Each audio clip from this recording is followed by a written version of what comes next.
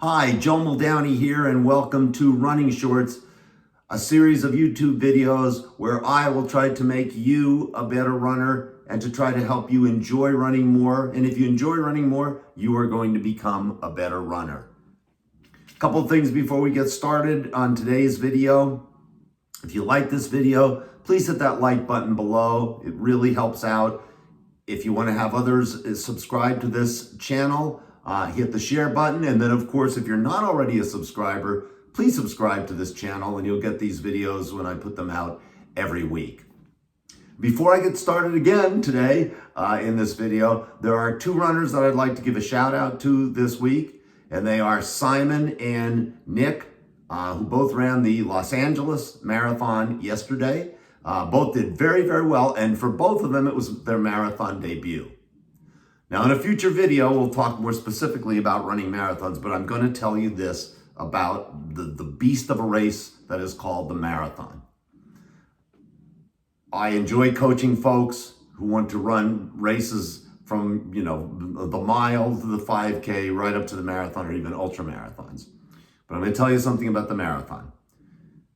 I can coach, or anybody can coach you as much as possible and give you the greatest coaching advice possible. But you need to experience that incredibly brutal race.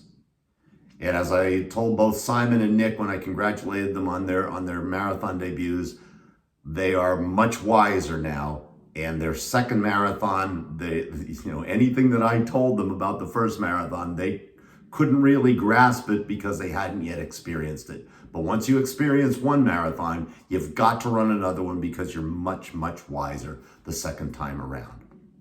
So congratulations to those two guys. And then one more little piece of business. There's a website platform called Fiverr. It's spelled Fiverr. And many of my subscribers to this channel have been my clients on Fiverr. I have a coaching gig on there. It's called Running Shorts. And again, check it out. If you need specific guidance for any kind of race that you want to run, look me up and we'll give you some professional coaching, and very, very happy to do so. I always tell my runners on there, since I'm not running a whole lot myself these days, I still race and live vicariously through the folks that I coach online on Fiverr. So check that out as well. So last week I did a video called It's About Time, and we started out talking about the time change to daylight saving time and how that kind of affects us as runners. And there were things that I wanted to say last week, but guess what? I ran out of time. So we're going to do, from an old 80s movie here, we're going to kind of the pirate a little bit of the name there. And so today we're going to do It's About Time Part Deux. Because there are some things that I want to talk about with regards to runners and time that I think are very pertinent. There's an old saying that if you want to get something done, give it to a busy person. And throughout my running career and my coaching career in running, spanning many, many years, what I've noticed about most runners is that they are busy people. They've got a lot going on. They're usually very good at their profession. They're usually family people who are raising a family or who have raised a family. And they're usually involved in their community. What I'm basically saying is a lot of their time is taken up with other activities, yet they find the time to get out there and run, and in many cases to run very, very well. So I'm not going to say don't use time as an excuse, because sometimes time is an excuse, but try to eke out that time each and every day that you intend to train. Some people like to train 3 days a week, 4 days a week. Some folks train all 7 days a week. It's very, very important to do that. And let me tell you, it's important physically and it's important mentally. And sometimes your running may get in the way of family activities or whatever. This is where it is your responsibility to find that time. If you have to pack up the car and leave at 7 a.m. to go to a function or to your job, then perhaps set that alarm for 5:30 and get out there by 6 o'clock. And again, at the end of the day, possibly, where you may be extremely tired, or if you can carve out some time at lunch, try to do it. Two things. The most difficult steps in running are usually the first few steps out the door. And we can make all kinds of excuses why we shouldn't go. But I'm telling you probably something I don't have to tell you, and that is you feel much better when you have gotten out the door and run than when it comes to the end of the day or when you're going to bed and you think, dang, I didn't run today, and I wish I would have run today. So carving out that time is very important, and it's very, very difficult. And try to be creative with it. Try to just find any way, like I said, if you can just eke out a little time at lunch when, you might be sitting at lunch talking to other folks or, enjoying a big lunch, eat lunch at your desk after you run and use your half hour, 45 minutes, hour, whatever you have to get out there and to do it. Now, these days, a lot of people are working from home, and that seems like it should be a good thing. But again, many of the folks that I've talked to that are working from home, it's not all that easy. And again, you've got to really manage your time creatively. So really do that. Try to have that certain set specific time each day in which you are going to get out there and run. In my profession as a former school teacher, I usually tried to get out the door at about 3:45 or 4 o'clock at the latest to get my run in and usually save those long runs for the weekend. Now, that's another aspect of managing your time.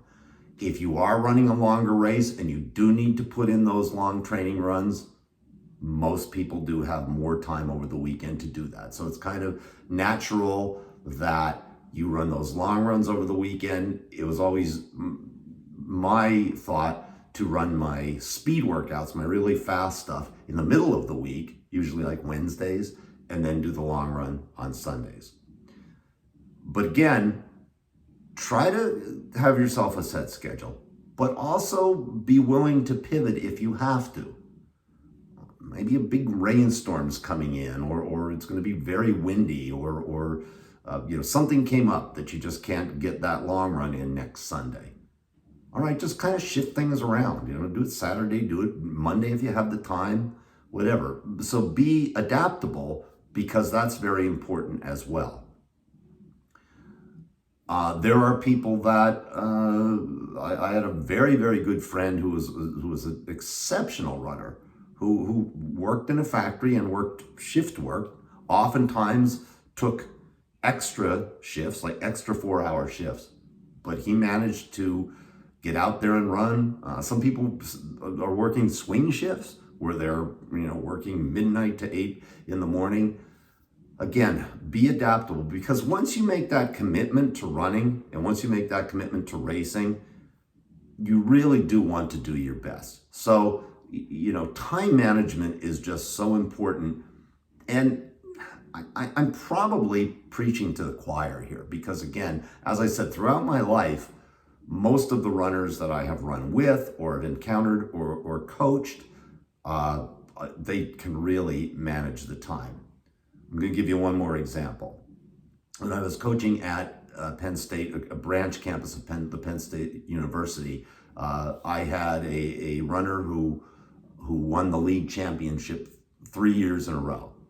And this young woman was studying to be a radiologist. And she would have to go and work in the hospital, also attend classes. But either she was there for practice, and if she wasn't there for practice, I'd get a text message saying, "Coach, I can't make it, but I'm here at the medical center. I have access to a treadmill. What's the workout today?" This young lady was, between working and going to school, probably putting in 12 to 14-hour days at age 19 and 20. She was a 3-time league champion. She also did extremely well at USCAA Nationals. Again, utilization of time.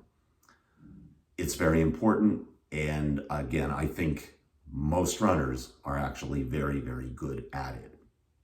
So yeah, it is about time, and it is about the proper utilization of time. And as we said last week, it's that time from when that gun goes off to when you cross that finish line. This is a sport that is really all about time. So the next time that you're thinking to yourself, this has been a rough day, I just can't get out. All right, maybe you can't get out that day. Maybe that was the day you were scheduled to run. Maybe you like to run 6 days a week. All right, so if that day was a Wednesday and you were planning to run that day, that's your day off. And then, so now run Thursday if Thursday was going to be your day off. So again, be schedule oriented, but be able to shift, be able to pivot if you have to, and be okay with that.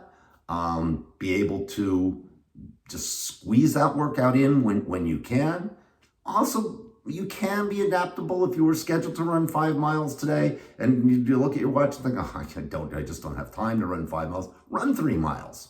I always say it's BTN, better than nothing. So shift, adapt, but again, be schedule oriented and get it in, and know that it is about time, and it is about that proper utilization of time. And as a runner, you having committed to this sport, I have no doubt that you will be able to utilize time to the best of your advantage, to the best of your ability, and do the best you can whenever you get out there. So I'll be back next week for another edition of Running Shorts. We'll cover another topic. One final thing. Please do not be afraid to comment. Please say to me that, Joe, I'd like you to cover such and such a topic. And I'll be very happy to do so, because again, there are the core things that I think are important for you to know, that I'd like to guide you with. But there are things that I just may not think about, and that may be extremely important to you. And please do that. And I keep saying one final thing, but here is one final thing. This is it. We're coming up on it right now, runners. And it is the month of March and the month of April and the month of May, some prime months for training and for racing. So again, it is this time of the year. And so again, utilize this time, make the most of it, get out there and get your workouts in preparation for maybe a late spring half marathon or marathon, and kind of, building up those miles before those hot summer months come. Joe Muldowney, Running Shorts. I will see you next week.